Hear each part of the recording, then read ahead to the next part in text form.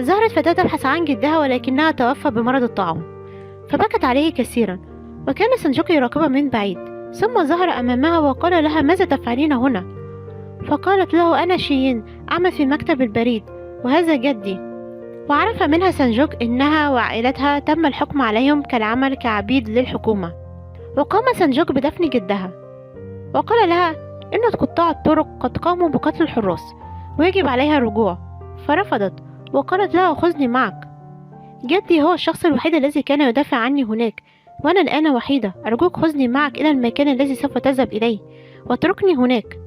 فوافق سانجوك بعد تفكير، وبحث عنهم الحراس، وهرب سانجوك وشيين عبر النهر والجبال، وكانوا يأكلوا من ورق الشجر.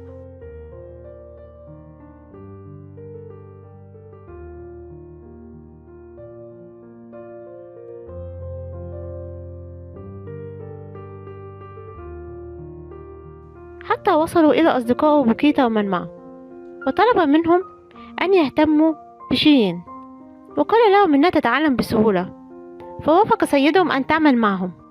وقال لهم سانجوك: لا تقلقوا، لن يبحث عنها الحراس لأنها ليست من هذه البلدة.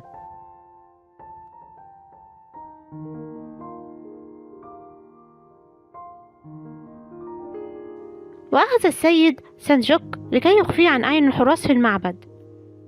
فعرف راعي المعبد والد سانجوك، وقال له: إن أبيك كان يأتي هنا كثيرا لكي يدرس، وله مكان به أشياءه خلف هذا المعبد، اذهب إلى هناك. فذهب سانجوك ووجد كتب والده التي كان يدرسها، وبكى سانجوك على أبيه الذي أعدم ظلما.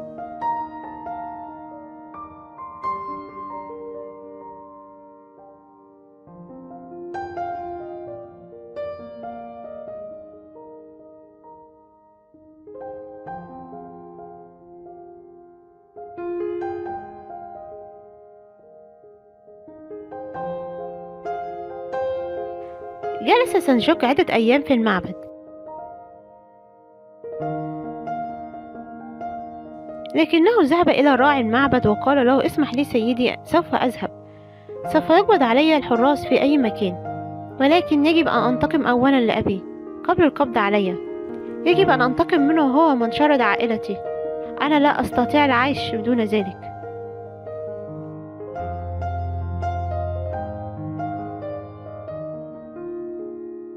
فقام الراعي بإغلاق يده، وقال لسانجوك: ماذا تعتقد إني أخبئ في يدي؟ فنظر إليه سانجوك باستغراب وقال: لا أعرف. فقال له الراعي: يمكنك الذهاب وقتما تشاء، ولكن جاوبني الأول، ماذا أخبئ في يدي؟ وعندما تعرف هذا تعال إلي وقل لي. فجلس يفكر سانجوك في هذا اللغز، وأثناء تقطيعه للخشب قابله الراعي وقال له: هل عرفت ماذا بيدي؟ فقال: لا أعرف سيدي.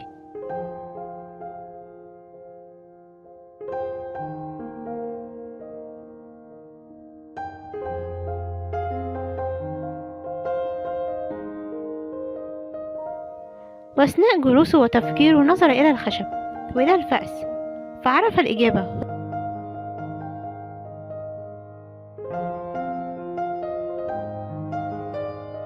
ذهب بسرعة إلى الراعي وقال له: ما بيدك سيف.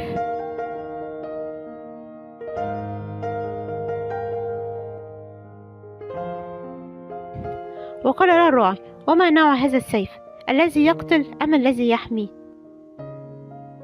فسكت سانجوك. فقال له الراعي: أنت تملك سيفا واحدا، ولكنك لا تحسن استخدامه، تريد أن تقتل فقط، ستعيش حياتك وحولك 1000 سيف. أنت تريد تدمير حياتك، لكن لو تخليت عن هذا السيف سوف تكسب 1000 سيف لحمايتك. كان الراعي يريد أن يعطي درسا لسانجوك عن الكراهية التي تدمر صاحبها. ففهم سانجوك ماذا يريد الراعي منه، يريد منه التخلص من الانتقام والحقد الذي بداخله، وفكر كثيرا سانجوك في هذا.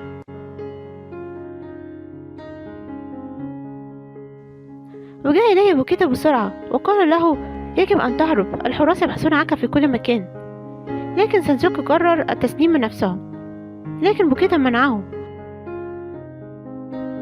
وأثناء مروره بالبيت وجد دخان فذهب إليه بسرعة فوجد طعام بداخله.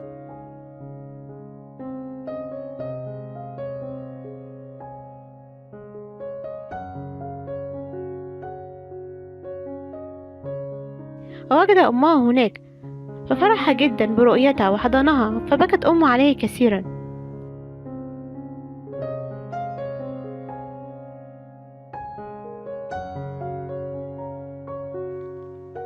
وجلس معها وقال لها سامحيني لم أستطيع إنقاذ أبي. فقالت لها تعرف شيئا عن أخواتك؟ فقال بوكيتا لا تقلقي لقد وجدنا أخوه سانجوك واستطعنا تهريبه وهو في مكان آمن، لكن الأخت لا ندري أين هي. فقالت بعد إصدار الملك مرسوم للإفراج عن العبيد جئت إلى هنا بسرعة للبحث عن أبنائي جميعا.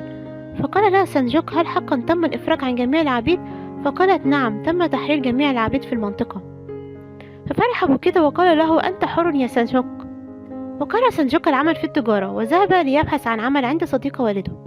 فقال له لقد تم ظلم والدك وعائلتك كلها. فقال سانجوك نعم. ثم قال له أريد أن أصبح تاجر لتسديد كل ديونك. فقال له لا أريد هذه النقود وابحث عن مهنة أخرى لأن التجارة ليست سهلة. لكن سانجوك أصر على العمل في التجارة. فقال له حسنا سوف أرسلك إلى شخص ليعلمك كيف تصبح تاجر. وذهب سانجوك إلى متجر النحاسيات عند شخص يسمى سامبو. فقال له هل رأيتك من قبل؟ فعرفه سانجوك ولكن أنكر هذا، كان يريد ألا يعرف أحدا عنه. عرف سامبو من بعض التجار أنه مرشح لمنصب كبير تجار المنطقة، لذلك أرسل إليه سانجوك وأراد التجار أن يأخذوا سانجوك لديهم، لكن سامبو كان يرفض وكان يعامل سانجوك جيدا. في الليل ذهب سانجوك للبيت فوجد أخيه وقد رجع إلى البيت ففرح كثيرا وحضن أخيه.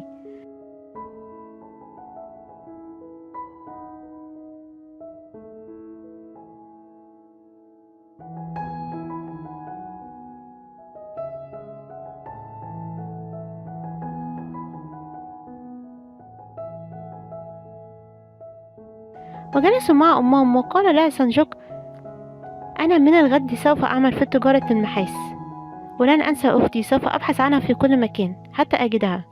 وذهب إلى المتجر فأرسله مساعد سامبو لإرسال النحاسيات إلى المعبد. وذهب إلى سيدة وابنتها هما من قاموا بطلب النحاسيات لإرسالها إلى المعبد.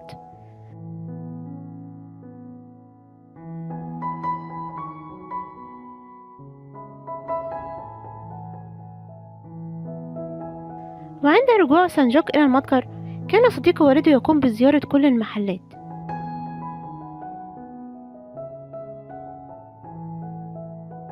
فقال سامبو له إنه قام بتوظيف سانجوك في تدوين السجلات. فقال له هل أنت مجنون؟ كيف سيصبح تاجر هكذا؟ وقاموا بتوبيخه بشدة.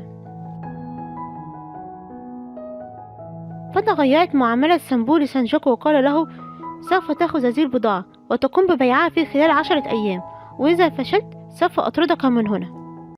بعد قيام سامبو بتهديد سانجوك إنه إذا لم يقوم ببيع النحاس خلال 10 أيام سوف يطرده من العمل، ذهب سانجوك إلى القرية وكان يحمل النحاسيات. فوجد مجموعة من النساء فاقترب منهم لكي يشتروا منه وعجبوا جدا بالنحاسيات، لكن قالوا نحن فقراء ولا نستطيع شراءه، لا يشتريه إلا الأغنياء فقط.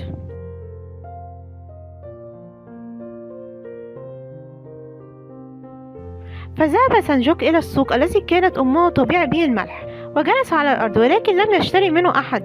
وفجأة ظهر أصدقاء بوكيتا وسيده وقالوا ماذا تفعل هنا؟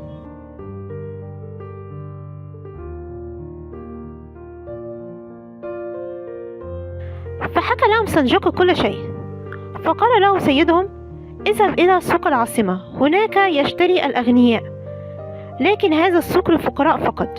فذهب سانجوك إلى السوق وبدأ الناس يشتروا منه، لكن فجأة ضربه شخص على رأسه.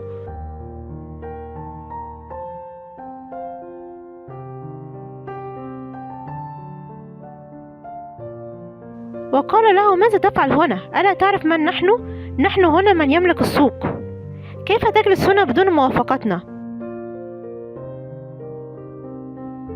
فقال لهم سانجوك هذا السوق ملك للجميع وسوف أجلس هنا. فقام الرجال بضربه حتى وقع على الأرض وظهر حارس دايونج ودافع عنه، وقالت دايونج لمساعدها: ساعد سانجوك على النهوض. ولكن سانجوك كان فقد الوعي.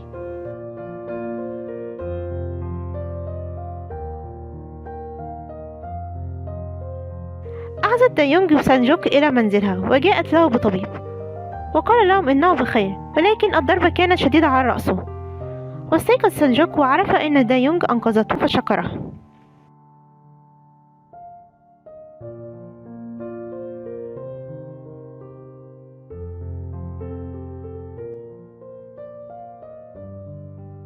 فقالت له: لماذا جئت إلى هذا السوق؟ فقال لها: إني أعمل في متجر النحاس ولدي بضاعة أريد بيعها بسرعة. فقالت له: لماذا تخليت عن حلمك في أن تصبح مترجم؟ لم يرد عليها. فقال مساعدها: ألم نعرض عليك العمل معنا وأنت رفضت؟ نحن نعرض عليك مرة أخرى، ما رأيك بالعمل معنا؟ فرفض سانجوك وقال: لدي هدف لا أستطيع التخلي عنه. فسكتت دايونج قليلا ثم قالت له: سوف أقول لك أين تبيع هذه البضاعة بسهولة. بعد غضب جونج جو صديق والد سانجوك من سامبو، تم تعيين مساعده شيسو لكي يكون المسؤول عن متجر سامبو. وطلب شيسو من العمال عمل فرز لجميع أواني النحاس الموجودة في المحل. وعرف من العمال أن سامبو أرسل سانجوك لبيع النحاس في السوق. فقال له: كيف ترسل شخص لا يعرف أي شيء عن التجارة لبيع النحاس؟ فجأة دخل عليهم سانجوك فقام سامبو بضربه، حيث أنها اعتقد أن سانجوك لن يعود وأنه باع النحاس لنفسه. وقال له: أين بضاعتي؟ فقال سانجوك: لقد بعتها كلها.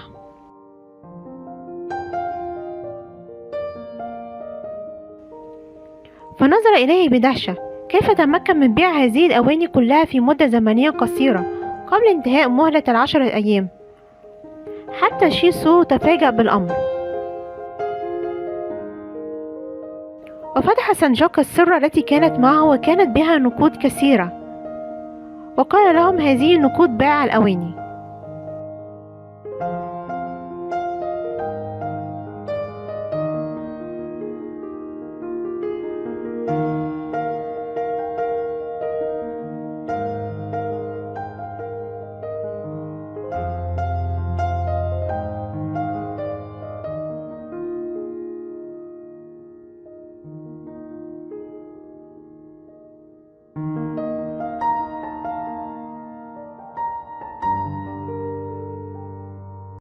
جلس التجار مع سانجوك لكي يعرفوا منه كيف استطاع بيع الأواني النحاسية في فترة زمنية قصيرة.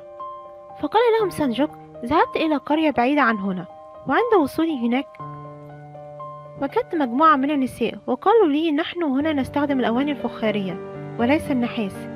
فتفاجأت بالأمر.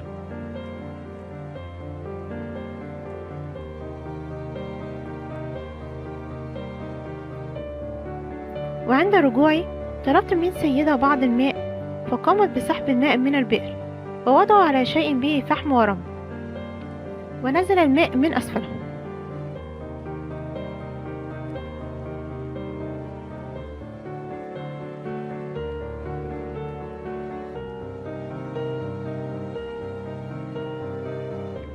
فقلت لها: ما هذا الشيء؟ فقالت: نحن هنا لا نجد المياه النظيفة، ولذلك تجد أن معظم أهل القرية يعانون من وجع في بطونهم، لذلك نقوم بتنقية المياه عن طريق الفحم والرمل.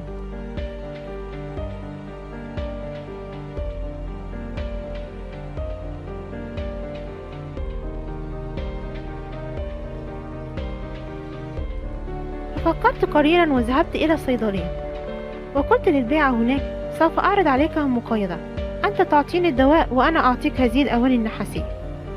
فوافق البائع.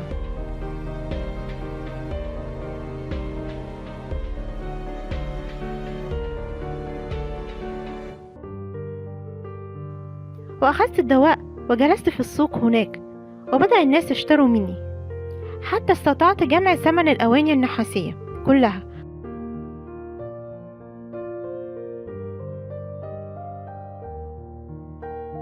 ففرح التجار وقالوا: هكذا نستطيع بيع الأواني كلها عن طريق المقايضة. لكن شيسو اعترض عن الأمر وقال: نحن نريد بيع الأواني لجميع الناس حتى تزدهر تجارتنا في جميع القرى، وهذا ما فعله سانجوك ليست بتجارة. فاعترض سامبو وقال له أهم شيء حصلنا على المال. عملت شيين مع فرقة بوكيتا وكانت تقدم رقصات إيقاعية وكان الناس معجبين بها جدا.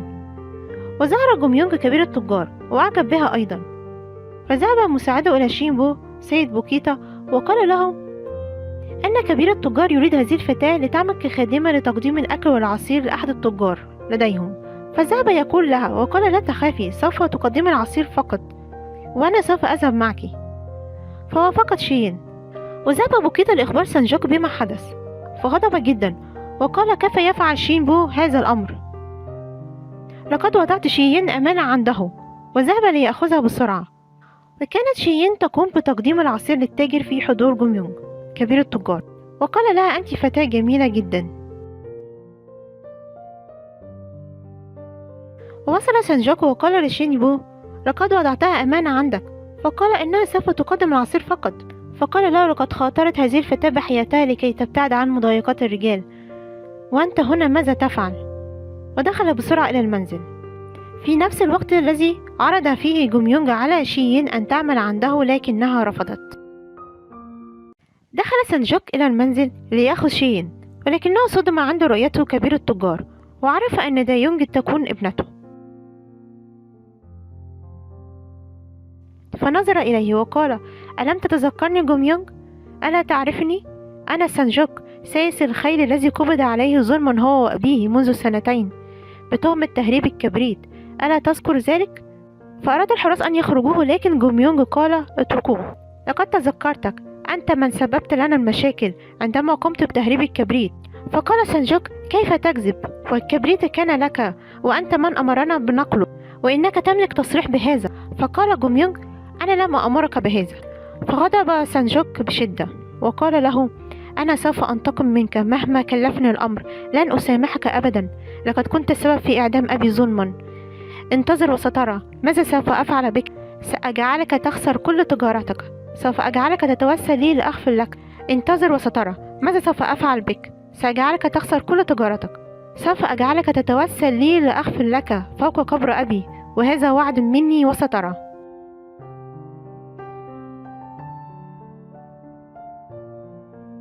وأخذ شيين وخرج. فقال بوكيتا ماذا حدث في الداخل؟ فسكتت شيين.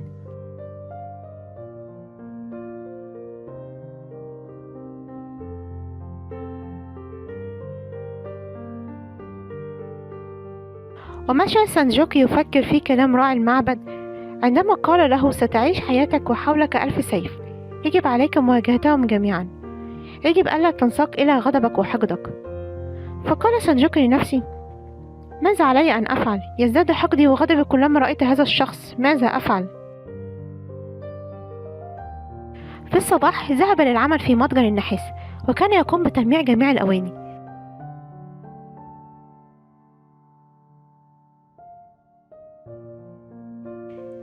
كان جونج جو يأكل، فدخلت عليه زوجته وابنته الذي ساعدهم سانجوك في إرسال الأواني النحاسية إلى المعبد. فسألته ابنته عن شيسو والذي يعتبر خطيبها، فقال لها والدها لقد ذهب للتجارة. فقالت لها أمها هل تفتقديه؟ فضحكت البنت. وفجأة دخل عليهم شيسو، وقامت الأم وابنتها بالمغادرة. فقال لها جونج جو قل لي ما الأخبار، هل استطعت بيع النحاس في القرية التي ذهب إليها سانجوك؟ فقال نعم، عند وصولي وجدت أنهم فعلا يستخدمون الفخار، ولقد عرفت أنهم مشهورون بإنتاج القطن، فعرضت عليهم أخذ القطن مقابل النحاس، وقمت بعمل مقايضة مع كل البيوت هناك، وأخذت القطن وقمت ببيعه في القرى المجاورة، وبعته بسعر أفضل من الأواني النحاسية، ولهذا سوف تزداد تجارتنا في هذه القرى. فقال لها جونج جو لقد أحسنت فعلا. ذهب مساعد سامبو يسأل سانجوك أليست فكرتك نفس فكرة شيسو؟ فقال لا، هو استطاع توزيع النحاس على كل القرية، وأنا بعتها لشخص واحد فقط، لقد كانت لديه نظرة مستقبلية في تجارة النحاس. ودخل شيسو لسانجوك وقال أنا لم أكن أقلل من شأنك أبدا، كان بيعك للنحاس مدهشا، وهذا يدل على ذكائك، وأعتقد أنك سوف تكون تاجر ماهر في المستقبل. ورأى بيده كتاب يكتب به بعض الأشياء، فسأله ما هذا؟ فقال سانجوك إنه يقوم بتجميع جميع المعلومات عن التجار الذين يشترون منهم النحاس. فقال له شيسو من أمرك بفعل هذا؟ فقال لا أحد، أعتقد أن هذه المعلومات سوف تفيدنا في المستقبل. فقال شيسو: هل يمكنني الاحتفاظ به؟ فقال: نعم. وعند دخول مساعد جونج جو عليه، اعتقد أن شيسو هو من كتب هذه المعلومات، فسكت شيسو ولم يقول أن سانجوك هو من فعلها، ونسب الفضل لنفسه.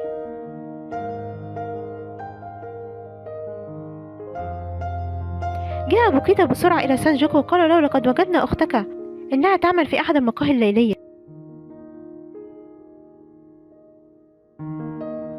فذهب إليها سانجوك بسرعة ووجدها هناك فعلا، وعندما رآها نادى عليها: سانجي سانجي.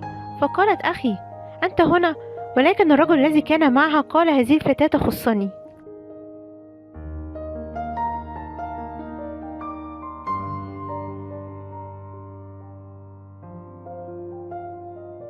فدفعه سانجوك على الأرض وأراد أن يأخذ أخته، فقال له صاحب المقهى: كل الفتيات هنا ملكي، أنا لقد دفعت ثمنهم جميعا.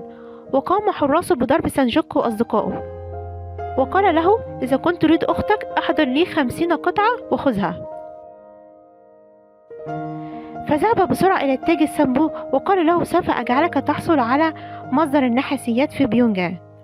بيونجيان هي المنطقة التي يسيطر عليها جوميونج كبير التجار، لكن سامبو رفض وقال: أنا لا أثق بك. وذهب إلى أمه ووجدها تدعي لكي تعود أخته، وكان يريد أن يقول لها عن مكان أخته، لكنه سكت وظل يفكر من أين يحصل على النقود لتخليص أخته من هذا الرجل. في الصباح ذهب للقاء جونج جو، لكنه رفض مقابلته، فتذكر كلامه عندما قال له: أنا لن أتعامل معك بشفقة أو رحمة، وسوف أكون قاسيا معك. أريد أن تعتمد على نفسك اعتمادا كلي لتصبح تاجر جيد. يجب أن تطور قدراتك بنفسك. كانت دايونج حزينة جدا على سانجوك، وذهبت إلى أبيها وقالت له: يجب أن تعترف بظلمك لسانجوك ووالده. لكنه غضب عليها وقال لها: هل تريدين تدمير تجارتنا بسبب هذا الشخص؟ وذهبت إلى سانجوك في الليل وقالت له: أنا آسفة عما فعله أبي. فقال لها: لا تعتذر، لا أريد منك الاعتذار، بل أبيك هو من يجب أن يعتذر.